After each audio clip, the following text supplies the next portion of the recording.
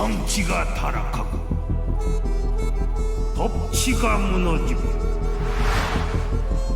악인이 판치는 대혼란의 시대.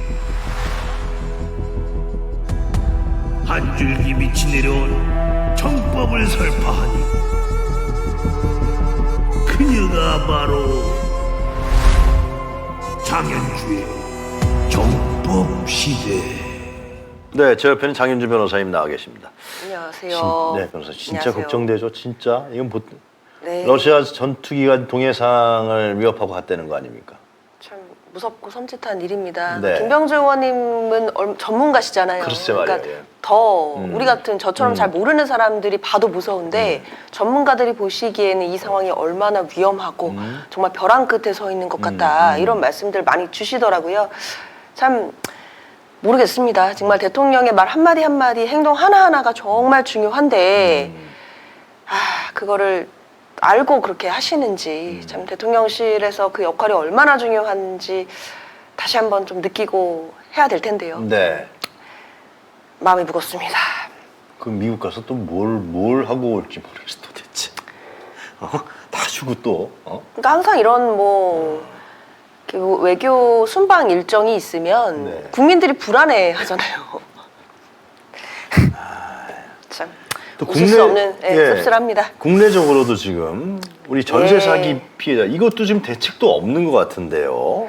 사실 근본적인 대책이라는 게 나오지 않고 있어요. 네. 이게 잘 아시다시피 벌써 3번째 희생자가 나왔습니다. 네. 네, 정말 청년들이 이 전세 사기를 당한 청년들이 전 재산을 잃고 절망하면서 지금 극단적인 선택을 한 청년이 벌써 3번째 네.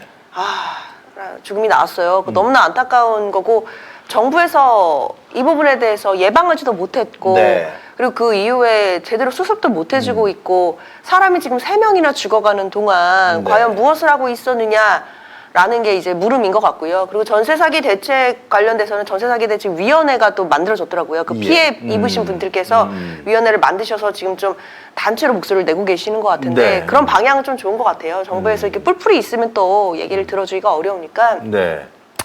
일단 전세 사기의 문제는 뭐 다들 잘 아실 거예요. 작년 말부터 되게 또 얘기가 글쎄 많았고 말입니다. 특히 네. 이제 인천 미추홀구에서 뭐 엄청난 네. 사건이 있었죠. 그 이후에 지금 그 전세 사기가 있었던 그 집들이 경매에 자꾸 넘어가는 거예요. 그게 지금 제일 관건인 것 같은데 그쵸. 경매 유예 조치를 하겠다 그러는데 말이죠. 그렇죠. 그러니까 경매 유예 조치라는 게 음. 가능하면 참 좋은 건데 물론 일단 대통령실과 정부에서는 일단 하겠다라고 하는데 이게 네. 강제할 방법은 딱히 없어요. 그러니까 이게 한마디로 그런 거죠. 그러니까 집이 있는데 거기에 이제 전세 입자는 그 전세 보증금을 넣고 들어오셨잖아요. 맞습니다. 예. 근데 알고 보니까 그게 깡통이었던 거죠. 뭐 참. 선순위에 뭐 어. 근저당 채권이 크게 있었다든가 예. 아니면 등기상으로는 깨끗했는데 그 임대업자가 그 집주인이 집이 너무 많다 보니까 종부세 같은 뭐 국세들이 많을 거 아니에요. 예. 그 국세 체납을 해놔가지고 그게 나중에 세금이 갑자기 몰려와서 그 사람이 세금을 못 내니까 그래? 그럼 국가에서 또는 이제 국가에서 세금을 받아야 되는 국가기관에서 압류를 공매를 하는 거예요. 예, 압류를 하는 거죠. 그걸 공매라 그럽니까? 예, 그걸 공매라 그러죠. 경매하고 공매가 사실상 똑같은 개념인데 이제 관리하는 주체가 달라요. 경매는 법원에서 하는 거고 공매는 캠코라고 하는 한국자산관리공사 캠코에서 합니다. 예. 그러니까 공매는 한마디로 쉽게 말씀드리면 뭐 다 그런 건 아니지만 쉽게 말씀드리면 세금 같은 거, 예. 뭐 건강보험이라든지 세금이라든지 국가에 내야 될 돈 못 냈을 네, 때는 네. 공매로 넘어가고 네. 그냥 일반적으로 우리가 뭐 은행에 대출을 받아서 집을 사잖아요. 그럼 1순위 근저당권 딱 무슨 뭐뭐 은행에서 나오죠. 1번 딱 근저당권 돼 있잖아요.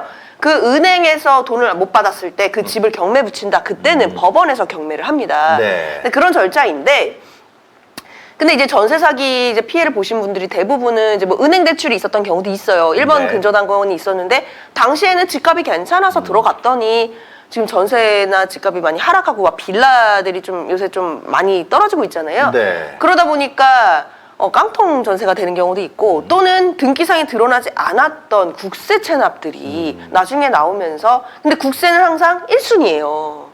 등기에 없더라도 세금 그래요? 먼저 받아가요 나라가. 그러니까 내가 분명히 전세를 들어갔을 때는 아니 이 사람이 세금이 체납이 됐는지 안 됐는지를 어떻게 알아요? 그건 알 수가 없잖아. 얼굴에 써 있는 게 아니잖아요. 그리고 그러니까 그냥 믿고 전세에 들어갔는데 들어갔더니 나중에 그 사람이 국세를 이렇게 무슨 빌라왕, 건축왕 이런 건 줄 몰랐잖아요. 그리고 들어왔더니 그 사람이 그래서 막 세금이 이렇게 체납을 해서 국가에서는 세금을 먼저 가져가는 그런 시스템이거든요. 그렇기 때문에 그런 후순위권으로 몰린 전세권자들은 네. 돈을 못 받고 쫓겨나는 그런 지경에 있는 게 지금 전세 사기의 어떤 간단하게 설명드린 구조인데 네. 그러다 보니까 지금 이게 작년 거의 말부터 있었던 일이잖아요. 그러니까 이게 시간이 지나니까 당연히 그 주택에 대해서 그 집주인은 모르겠고 채권자들이 있을 거 아니에요. 예. 뭐 공매가 되었던 경매가 되었던 은행이든 네. 금융업계든 예. 또는 뭐 국세를 내야 되건 이런 데서 경매가 이제 시작이 되는 거죠. 왜냐면 그 집주인은 뭐 건축왕, 뭐 빌라왕 이런 애들은 돈을 안 갚잖아요. 안 갚고 아유 모르겠어 파산. 아니면 막 사망 이런 경우도 있었죠. 그래 버리니까 그래? 그럼 그 재산에다가 집행을 해야지. 이렇게 해서 경매가 은행에서는 경매가 들어오고 그다음에 세금을 안 받아갔던 그 국세청에서는 이제 공매 절차가 들어옵니다. 그러면 이제 경매가 진행이 돼서 공매가 진행돼서 그 집이 팔려버리면 예. 거기 사시던 전세권자들은 그냥 뭐 길바닥에 앉아야 되잖아요. 그러니까 경매라도 좀 유예해달라 이런 요구가 나왔고 네. 그리고 윤석열 대통령도 경매 유예해야 되는 거 아니냐. 네. 원희룡 국토부 장관도 그래 뭐 경매 유예를 하겠다. 네. 얘기가 나왔고 그래서 아까 말씀드린 것 같은 공매 같은 경우에는 캠코에서 하는 거니까 그건 중단시킬 수 있나요? 그렇죠. 약간 이제 중단을 시켜서 경매를 중단해서 조금 늦춰줄 수 있죠. 시간을 벌어주는 거예요. 시간을. 경매를 조금 늦춰서 어떻게든 그 기간 동안 정부가 좀 더 구제해줄 수 있는 방법을 취해서 이 사람들을 구해주라는 거죠. 그거는 캠코에 한해서 그런 거죠. 그렇죠. 근데 일반 경매는 조금 달라요. 일반 경매는 은행이잖아요. 뭐 네. 예를 들어 무슨 신한은행이다. 그렇죠. 신한은행이 1순위 근저당권을 했어요. 예. 근데 대출 만기가 끝났는데 돈을 못 갚아요. 그러면 은행은 당연히 경매로 넘어가거든요. 추심을 하잖아요. 네. 그러면 이건 자연스럽게 경매로 넘어가서 이제 법원에서 이제 경매 절차가 진행이 되는데 네. 갑자기 그 경매를 유예해라? 라는 거를 국가에서 명령할 수 있는 게 사실은 법적 근거가 미비합니다. 금융기관에서 안 하겠죠. 그렇죠. 근데 그래서 그거를 지금 이제 막 보도 같은 거 찾아보면 어떻게 한다고 하냐면 공문을 보낸다 그래요. 그러니까 뭐 금융이나 금감원이나 이런 데서 네. 좀 이제 예. 조금 그 경매를 유예하는 방안으로 좀 해라. 공문도 보내고 그렇게 유예를 해도 채권 출심 안 했다고 해서 뭐 금감원에서 뭐 단속하거나 이런 거 없을 거다. 뭐 이런 취지인 건데 그게 이제 뭐 1금융권이나 이런 데서는 또 이제 국가 정책이니까 조금 미룰 수 있겠죠. 근데 그게 미루는 거지 거겠죠. 채권을 포기할 수는 없잖아요. 은행이 어떻게 채권을 포기할 수 있겠어요. 은행이 아니겠지. 그렇죠. 은행이 그러면 제가 경매를 중단하고 돈을 받지 않겠습니다. 이러지는 못하잖아요. 그러면 경매를 중단이나 유예를 하더라도 그게 근본적인 대책은 아닌 거고 예. 어디까지는 유예일 뿐입니다. 그리고 이게 은행권일 때는 그나마 공문을 받고 조금 미뤄 이럴 수 있죠. 예. 근데 그게 이제 1금융권에서 NPT라고 잘 아실 거예요. 요새 부실채권 받아서 네. 그거 추심하는 업체들이 많이 생겼는데 아. NPT 업체에게 그게 한번 넘어갔다. 이러면은 끝나는 거네, 그건. 그렇죠. 그런 채권을 관리하는 기업에서는 사실 경매를 유예하거나 하는 걸 솔직히 상정하기는 어렵죠. 근데 그때 그거를 그걸 경매를 왜 해서 왜 돈을 받아가라고 사실 막 비판하기도 어려운 거예요. 그 사람들은 그냥 채권자인 건데 채권자가 무조건 채권을 받아가지 마라 또 이렇게 할 수는 없는 거잖아요. 그럼 이거는 유명무실한 정책이라고 우리가 얘기해도 전혀 과언이 아니네요. 그렇죠. 일단은 시간을 버는 정도. 얼마나 더 시간이 걸는 겁니까? 기껏해야 뭐 6개월 정도다 뭐 이런 얘기들 나와요. 그럼 뭐 그동안에 그 기간에 무슨 조치를 취해야 될 거 아니에요? 취해야 되죠. 그러니까 이 경매를 유예하는 건 말 그대로 최악의 사태를 벗어나기 위함이에요. 경매가 돼서 새로운 집주인이 그 집을 사버리면 정말 끝이잖아요. 그러면 전세권자는 그냥 쫓겨나고 예. 거의 돈도 거의 한 푼도 못 건지고 쫓겨나는 일이 그렇게 다반사가 될 텐데 그것만큼은 막아야 되니까 일단 경매를 조금 유예해놓고 몇 달이라도 시간을 벌어서 그 기간 동안에 어떻게든 구제해줄 방법을 마련하자. 네. 이런 취지로 봐야 될 것 같아요. 어떤 게 있겠습니까? 구제해줄 방법이 국회가 더 뭐 특별법 만든다 뭐 그런 것 되나요? 그렇죠. 특별법 얘기들이 지금 많이 나오고 있고 지금 국회에 올라와 있는 발의된 건들도 있는데요. 네. 조금 더 강력한 대책이 필요할 것 같아요. 특히 지금 그 전세 사기 입으신 피해자들 분께서는 그냥 또 뭐 그 국가에서 얘기하는 거 무슨 자꾸 저리 대출을 해주겠다는 뭐 어디에다가 임시 주거지를 주겠다든 네. 사실 이런 거는 다 미봉책이라는 거죠. 예. 지금도 대출이 많아가지고 죽겠는데 또 뭘 대출을 받으라고 하고 그런 것보다는 일단 전세 사기 입으신 분들께서는 그러니까 본인들의 전세금 채권을 뭐 국가가 다 같이 뭐 전세를 매입한다든가 매입을 해서 그러니까 선 보상을 해주고 네. 그다음에 그 국가가 나중에 이제 어떻게든 구상을 하는 방법 네. 이런 거를 좀 도모한다든지 이제 이런 예. 거를 좀 요구하고 있는데 일단 정부에서는 조금 더 검토해보겠다 뭐 이런 취지인 거죠. 그러니까 사실 참 어렵습니다. 물론 정부에서도 어려울 거예요. 어렵지만 이러라고 정부와 국가가 있는 거죠. 이럴 때 네. 해결하라고. 그래서 지금 또 기사 보시면 동탄 쪽에서도 전세 사기가 지금 있는 것 같다. 전국에서 번져나오고 있어요, 지금. 이런 신고들이 지금 나와요. 그러니까 이렇게 되면 무슨 수도권 일부 지역이 아니라 전국일 수 있는 거고 그렇게 된다면 앞으로 이런 일들이 또 벌어지지 않는다는 보장이 없어요. 그러면 이거에 대해서 그때도 또 뭐 경매 유예하고 이런 대책으로는 불가능한 거고 근본적으로 어떻게 해야 할지 물론 예방책도 당연히 있어야죠. 앞으로 어떻게 해서 다시는 이런 일이 없게 한다 이것도 있어야 되는데 네. 이미 당하신 분들은 어떻게 구제해야 되는지에 대해서도 나와야죠. 장 변호사님 보시기에는 가장 중요한 우선권적인 조치는 그렇죠. 국가가 나서서 그 금액을 변제하는 거다 이거죠. 그렇죠. 국가가 나서서 그 채권을 사들이거나 채권을 아니면 집을 사들이는 경우도 있어요. 아, 집을 사들이는 네, 그 집 자체를 경매에 올라간 거를 경매 유예를 시켰잖아요. 그 집을 낙찰을 받는 거죠, 국가가. 국가가. 낙찰을 받아서 그거를 공공임대주택으로 활용한다든지 그렇죠. 뭐 이런 식의 방안들이 있습니다.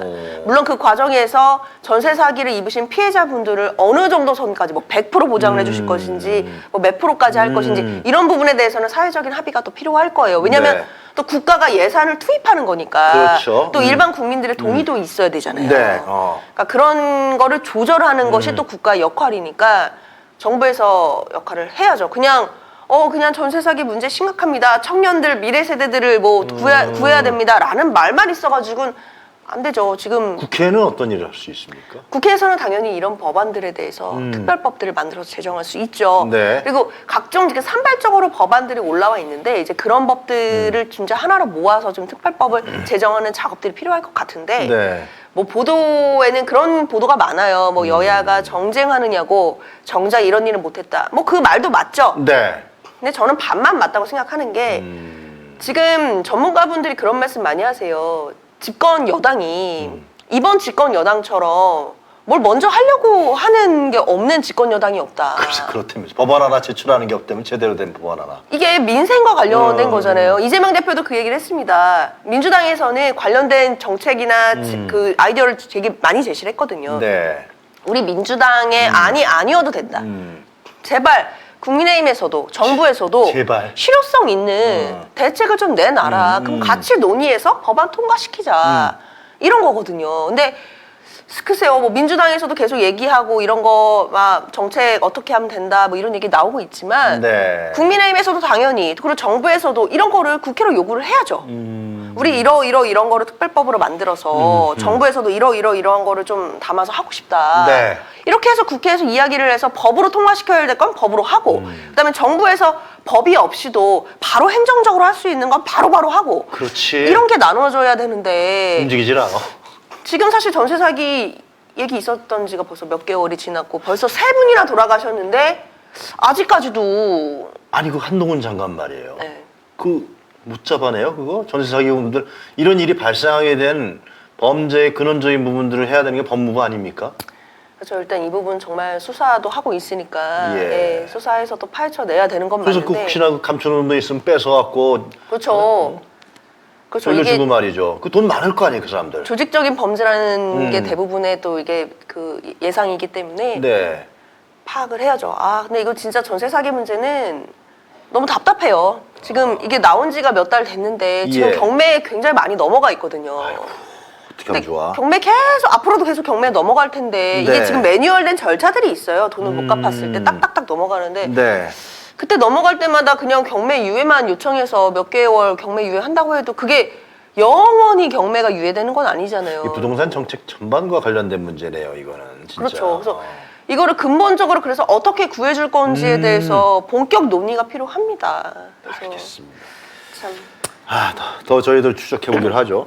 그 특별법 문제, 이태원 참사에 대한 특별법 문제가 네. 지금 야3당에서 제출을 했죠.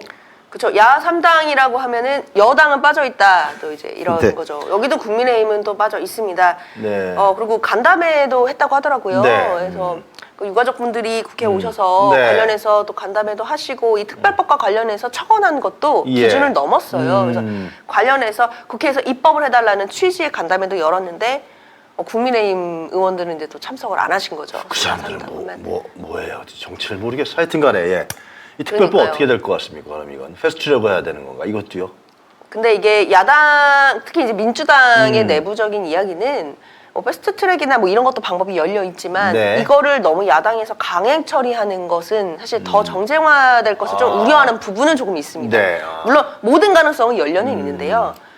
근데 사실 이 부분까지도 뭐 우리가 강행 처리를 하다 보면 또 국민의힘에서는 당연히 이 부분을 정쟁화해서 공격하는 게 나올 그렇겠네요. 거거든요. 그래서 그런 거 방안보다는 차라리 국민의힘의 의원들을 개별적으로 지금 협상하거나 개별적으로 설득하는 작업을 하는 게 어떻겠냐라는 얘기들이 나와요. 네. 그러니까 그런 거죠. 국민의힘의 개별 의원들도 네. 그 의원님들도 이렇게 한 분 한 분 다 만나보면 이 이태원 참사와 관련된 것들 다 마음으로 공감하시는 분들 계실 수 있거든요. 그렇죠. 이제 그런 분들을 하나하나 설득을 해야지 민주당이 이걸 당론으로 딱 몰아붙이면 국민의힘도 또 마찬가지로 또 정쟁을 하면서 반대 당론을 만들 수도 있는 마치 거거든요. 이태원 참사를 정겨야 네. 대결로 간다 이거지. 그러니까 그렇게 돼서도 절대 안 되는 건데 그렇게 되면 또 우리 유가족분들이 얼마나 큰 상처를 받으시겠어요. 네. 사실 굉장히 조심스럽고 그래서 그렇게 돼서 또 국민의힘 의원들이 네. 개별적으로는 사실은 마음속으로는 동의해주고 싶은데 그냥 정당에서 막 그렇게 가면 눈치 보여서 또 동의를 못 할 수도 있잖아요. 그런 프레임이 있군요. 그렇죠. 그래서 그런 것 때문에 일단은 지금 좀 조심스럽게 접근을 하고 있습니다. 그러니까 결국은 이거는 국민들께서 보내주시는 성원이나 공감, 그렇지. 여론 이게 정말 중요할 것 가장 같아요. 중요한 거네요. 그래서 야당에서 아무리 뭘 얘기를 해도 국민의힘에선 듣지 않을 거니까 네. 국민들께서 여론으로 보여주셔야 돼요. 그래서 이거 안 해주면 우리 심판받겠구나. 아, 그렇지. 이 무서움을 보여주셔야 네. 그래야 국회의원들의 마음을 움직일 수 있고 국회의원들을 결국 움직이는 건 표잖아요. 그렇죠. 예. 내년 총선에서 나 이러다가 날아가겠는데? 그렇지. 싶으면 하잖아요. 그러니까 그 무겁고 그 엄청나게 무서운 그 민심을 보여주셔야 네. 그래야 될 것 같아요. 그 오세훈 시장이 근데 그 합동 분향소에 대해서 2,889만 원 이게 변상금 내라 그러는 건데요. 이 법적으로 타당한 겁니까?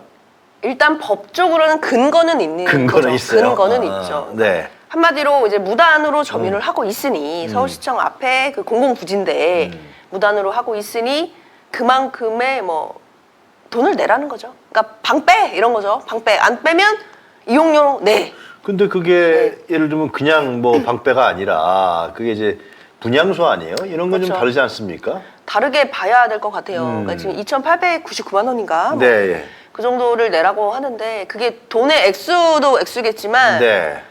참 분향소를 서울시에다가 설거를 해놨더니 철거를 하고 철거를 안 하면 이제 변상금까지 이제 내라라는 얘기를 참 유가족들한테 하는 게 물론 그게 법적 근거가 있고 뭐 그게 불법은 아니라고 하더라도 글쎄요 저는 잘 모르겠습니다. 어디 지하 3층에다 하라 그랬다면서요, 오세훈이가? 녹사평역에 거기에 잘 안 보이는 곳. 자, 이건 그쵸. 인간적으로 그러니까 항상 그런 분향소라든지 그리고 네. 피해자들을 추모하는 방식은 네. 당연히 피해자들의 의사에 맞춰야 되는데 지금 피해자분들이 세상에 안 계시잖아요. 그러면 당연히 유가족들의 이야기를 들어야죠. 근데 유가족분들이 원하시는 방식대로 해드리는 게 사실 가장 맞는 거 아닌가요? 그리고 우리나라가 이 정도 선진국이 됐고 우리 사회가 이 정도 반열에 올랐으면 우리 국민들이 그 정도 연대하고 그 정도 서로 간에 치유하고 서로 손잡아주고 이 정도 여유도 없을지 저는 그 부분이 참 아쉬워요.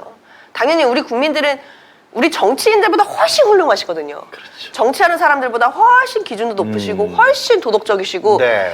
훨씬 더 수준이 높으시기 때문에 이런 이태원 참사에 대해서 추모하고 이런 거 훨씬 더 마음 넓게 연대하고 그 사람들의 눈물 닦아주고 싶어하고 마음을 다 다독여주고 싶어하고 네. 이런 분들이 훨씬 더 많으세요. 근데 오히려 국가기관에서 네. 그리고 서울시에서 그런 마음들을 담아내지 못하는 것 같아서 참 아쉽죠. 네.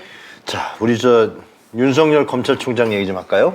네, 네. 윤석열 총장이 지금 시민단체에서 서울중검장, 지검장, 검찰에 지출내 특활비죠. 네. 공개하라고 했는데 법원에서 공개해 그랬어요. 제가 저번에도 한번 이거 정법실에서 말씀을 드린 것 같은데 네.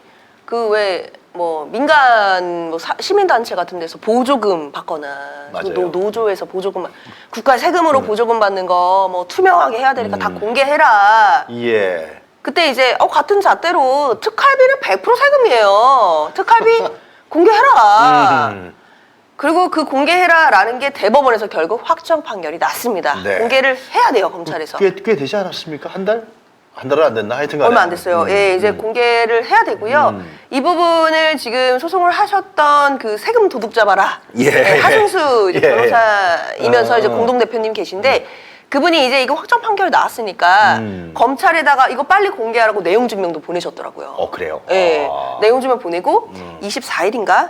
24일까지 회신해달라. 언제 어떻게 뭐 공개를 할 건지. 24일이면 4월 24일? 네, 얼마 24일까지 안 회신을 며칠 해라. 안 남았네. 예. 회신을 안 하면 추가 법적 조치를 하겠다라고 이제 내용 증명을 보낸 거죠. 추가 법적 조치는 어떤 게 있는 거예요? 추가로 법적 조치가 가능합니다. 이제 이게 뭐였냐면 행정소송이잖아요. 그러니까 예. 국가기관에다가 특활비 사용 내역 좀 알려주세요라고 정보 공개를 청구했더니 검찰에서 아니요 못해요 공개 거부를 취소했죠. 그래서 그 공개 거부를 취소한 거를 취소해달라고 소송한 거예요. 그러니까 검찰이 공개 못해라고 하는 거 말이 안 되는 거예요. 이거 그래서 이걸 법원에 갖고 간 거거든요. 이제 이게 행정소송인데 그러면 거부를 공개한 거를 취소했으니까 공개해야 되잖아요. 예.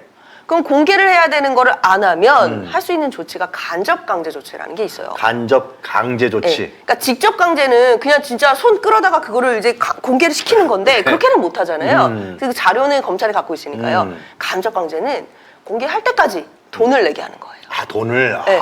그러면 이제 돈을 안 내려면 간접적으로 돈을 안 내려면 이걸 공개할 수밖에 없는. 돈이 좀 액수가 많습니까? 그렇죠. 그건 이제 또 법원에다 신청해서 법원이 명령을 하는데 그 법원에서 그 나름의 기준을 가지고 해요. 그러니까 뭐 경제 사정이라든지 기관이라든지 이런 거를 보면서 뭐 하루에 10,000원 이러면은 아무런 그거 타격이 안 되지, 없잖아요. 안 어느 되지. 정도 타격감이 있을 정도로 간접 강제를 하죠. 그래서 하루에 공개를 1,000만 원 법원이- 시켜버리지 그냥. 아유. 그거는 뭐 법원에서 판결하기 나름이겠지만 네. 일단 지연 기간 그러니까 공개를 안 하는 기간 동안에는 네. 배상금을 물릴 수 있는 간접 강제 수단도 있기 때문에 아마 추가로 그런 거를 할 가능성도 저는 있어 근데 보여요. 안 할 것 같은데 윤석열 이 사람이 쓴 돈 아니야 다 이거 특활비로 어디다 썼는지 어디서 술 먹고 어디서 밥 먹고 뭐 다 아니야. 그러니까 당시 윤석열 검찰총장 중앙지검장 시절 때도 있고 뭐 다른 분들이 계실 때도 있어요. 그 기간이 한 2017년 1월부터 19년도 9월 정도니까 네. 2년이 넘어가요. 네. 그 기간 동안 뭐 문무일 검찰총장도 있고 뭐 바뀐 총장들도 있고 중앙지검장도 계속 교체됐으니까 교체된 분들도 계시는데 네. 적어도 윤석열 당시 검사장 시절 그리고 검찰총장 시절이 있어요. 그러니까 그때 과연 그 수십억에 달하는 그 특활비가 어떤 식으로 누구에게 내려갔고 그다음에 그 사람들은 어떤 내역으로 검찰의 특활비를 사용했는지 이런 부분에 대해서 법원이 허용한 부분만큼은 공개를 해야 되는 거고 그거 안 할 수 없겠네요. 그거? 해야죠. 아니 그 예. 안 하면 아까 네, 간접 간접 감제도 신청할 거고 사실은 그래도 검찰이 대법원에서 공개를 하라고 확정 판결이 나왔는데 그 대법원의 판결을 무시하고 공개를 안 하고 있다. 간접 강제를 받는다. 이거 자체도 되게 우스운 꼴입니다. 법치주의가 중요하고 대법원의 판결 중요하잖아요. 존중해야 되잖아요. 그럼 검찰 정권인데 당연히. 뭐 검찰 정권인데 뭐 그래도 공개해야죠. 그렇게 해야 되는 예, 거야. 안 하면은 국민들 앞에서 이거 굉장히 우스운 꼴일 거고 이거 공개 안 하거나 뭐 간접 강제 같은 거 신청받거나 하면 민주당 의원들이 이 부분에 대해서 강하게 질타할 것으로 예상이 됩니다. 네. 이건 정말 우스운 꼴이에요. 지금 김태형 소장님이 기다리시는데 마지막으로 간단하게 하나 이거는 흥미로운 것 같았어. 지난 6일 부산 한 횟집에서 그 이제 모여서 막 그냥 사진 찍히고 술 먹고 막 그랬잖아요. 도열하고. 이것도 정보공개 청구를 요구했어요. 했습니다. 이거 똑같은 단체예요. 세금 도둑 잡아라. 이 단체에서 네. 똑같이 이 부분에 대해서도 정보 공개 청구를 했습니다. 네. 대통령실에다가 한 거죠 이번에. 대통령실에서 무슨 돈으로 그렇지. 이거 무슨 어떻게 먹었는지 이거 누구 돈으로 먹었는지 그렇지. 아니면 대통령실 돈으로 먹었으면 어떤 회계에서 어떻게 집행해서 얼마를 그렇지. 먹었고 누구 먹었고 그렇지. 참석자들이 누구이며 이런 자료를 요청을 했습니다. 이것도 안 하겠지 사실은 또? 안 하겠지 이것도? 일단 거부하겠죠. 거부하겠지. 그러면 이거를 만약에 또 소송에 가면 지금은 특이사항은 없는 한은 지금의 법원의 소송은 계속해서 국민들의 알 권리를 높여주고 보장해주는 방향으로 판결이 나오고 있어요. 네. 그렇기 때문에 이것도 뭐 전부가 아닐지라도 일부는 분명히 공개하라는 판결이 나올 가능성이 높습니다. 그래서 시간이 걸리더라도 몇 년이 지나더라도 우리는 예. 일광 횟집에서 예. 누가 얼만큼 먹었는지를 나중에는 알게 되지 아니, 않을까. 난 김건희 그 지금 돌아다니잖아, 막 지금 김건희 여사. 그것도 좀 정보공개 요청해갖고 그 돈이 어떻게 나왔고 어떻게 쓰는지도 좀 그 대통령실에서는 쓰고 있을 거 아니에요. 자기 돈인가? 대통령실에서 아마 하겠죠. 아무튼 제2부속실은 없으니까 일단 대통령실에서 뭔가 보좌를 하는 것 같은데 그렇기 때문에 민주당에서도 계속 그걸 주구장창 요구를 하죠. 그러니까 영부인이 활동하는 거 그거 자체를 뭐라고 하거나 막진 않겠다는 거예요. 다만 예산 내라. 그렇죠. 제2부속실 같은 공공 어떤 부서를 만들어서 투명하게 관리를 해라라는 요구를 계속 하고 있는 건데 글쎄요. 알겠습니다. 장현주의 정법 시대 오늘 잘 들었습니다. 네, 변호사님. 고맙습니다. 비가 오는데 조심해서 가십시오. 아유, 감사합니다. 네.